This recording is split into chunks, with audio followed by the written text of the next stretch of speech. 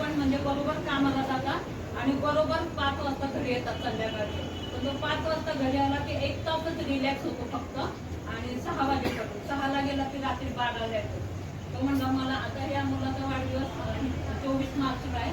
तो म्हणतो त्याच्यासाठी मला हे करायचं कष्ट मेहनत करायची. हे तर ते जाणारच नाही. आणि ह्याचं श्रेय सगळं म्हणजे ह्या इथले जे आहेत ना सहकारी म्हणजे आता मला नाव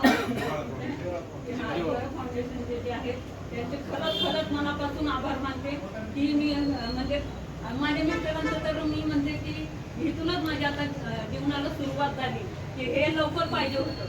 म्हणजे त्यांना लवकर पाहिजे होतं पण त्याला योग असतो.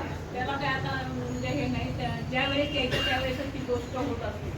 त्याच्यामुळे मी म्हणजे तुम्ही जे हित आहात ना खरंच तुम्ही आईवडिलांना आहे ना आईवडिलांना सूट द्या. आपल्या बायका मुलांना सूट द्या. त्याच्याशिवाय काहीच नाही आहे जीवनात. तुम्ही जे आलात ना आता इथून पुढं म्हणजे खरं तुमचं जीवन तुमच्या हातातच आहे.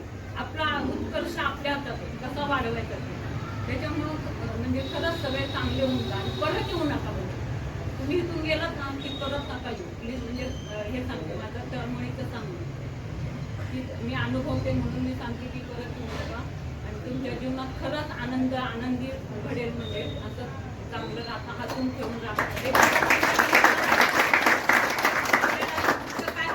आनंद आपण जन्माला येतो ना आनंद लुटण्यासाठी आनंद घेण्यासाठी येतो.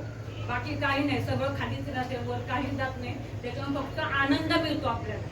आनंद तुम्ही फक्त दुःख बघा. दुःख हे का तुमच्या वाट्याला दुःख आलं ना तो क्षण कसा असतो आणि आनंद आला ना तो क्षण कसा असतो तो फक्त तुम्ही फरक जाणा. म्हणून फक्त आनंद हे करा आणि जीवनात चांगल्या गोष्टी घ्या. चांगलं ज्ञान घ्या. आणि खरंच म्हणजे की मी म्हणजे हे जिव्हाळा फाउंडेशन यांना माझ्या स्मरणातून अखेरपर्यंत जाणार नाही. मी यांची खूप आभारी आहे. खूप म्हणजे असं म्हणजे माझ्या जीवनात नवीन झाले म्हणजे घडले खरंच यांची खूप मी आभारी आहे.